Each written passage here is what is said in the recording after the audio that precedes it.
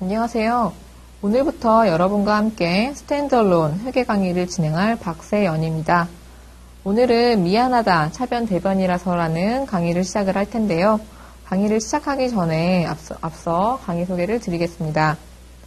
이 강의는 회계의 아주 기초적인 내용을 다루고 있기 때문에 기존의 회계 원리를 한번 접해보셨던 분들은 이 강의를 조금 다르게 느끼실 수도 있습니다. 그렇지만 아마도 처음 회계를 접하시는 분들, 그리고 그동안 회계에 대해서 다양한 궁금증이 있으셨던 분들은 이 강의를 듣고 나시면 재무제표와 회사를 이해하는데, 그리고 나중에 중급 회계나 회계원리 등의 회계 공부를 하실 때는 분명히 많은 도움을 받으실 수 있을 겁니다.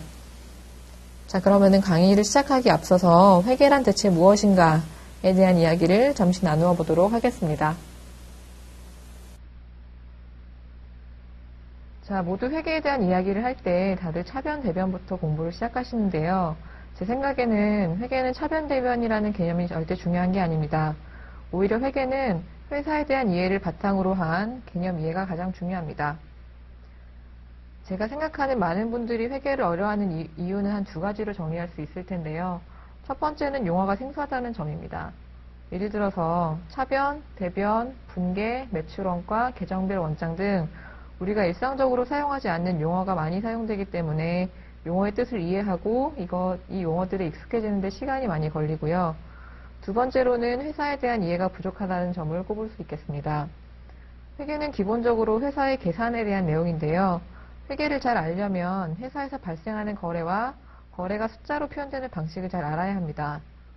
대체적으로 회사를 몇 년이라도 경험을 해보신 분들이 회사가 수행하는 거래와 일이 숫자로 어떻게 반영되는지에 대한 경험이 많으시기 때문에 회계에 대해서 이해하시는 속도가 좀 빠른데요. 그와 반대로 취업준비생분들이나 학생분들과 같이 회사의 거래를 직접 경험해 보신 경험이 적으신 분들은 회계를 이해하는 데 시간이 조금 필요합니다. 자, 그렇다면은 저희는 어떻게 회계에 접근을 해야 될까요? 무엇보다도 가장 중요한 거는 회계에 대한 기초 개념을 확실하게 잡고 가시는 겁니다. 회계에 대한 기초 개념을 잡고 가시면 생소한 용어도 쉽게 이해가 되실 거고요. 회사에 대한 이해도 많이 높아지실 거예요. 또 한 가지 당부드리고 싶은 말씀은 회계라는 나무 한 그루에 집착하지 마시고 재무제표와 회사라는 큰 그림을 보시기 바랍니다. 무엇보다도 우리가 회계를 공부하는 목적은 궁극적으로 회사에 대한 넓은 시야를 가지고 산업 전반에 대한 통찰력을 가지는 게 최종 목표라는 점을 잊지 마시기 바랍니다.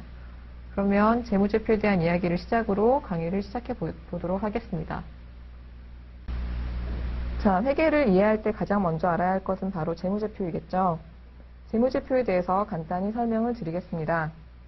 원래 우리나라에서 인정하고 있는 재무제표는 대차대조표, 손익계산서, 현금흐름표, 자본변동표, 이익잉여금 처분계산서 총 5가지가 있었는데요.